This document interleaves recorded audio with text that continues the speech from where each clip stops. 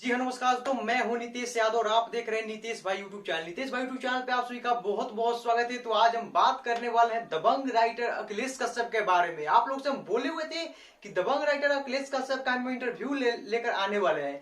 तो आज फाइनली हम इंटरव्यू लेकर आ चुके हैं और आप लोग इस इंटरव्यू को देख सकते हैं।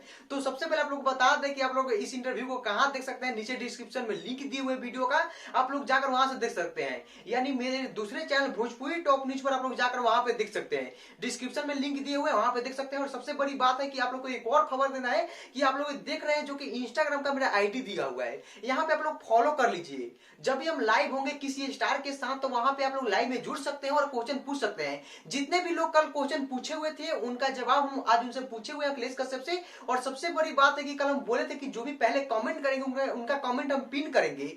तो कल का सबसे पहला कमेंट था बीसू गेमिंग।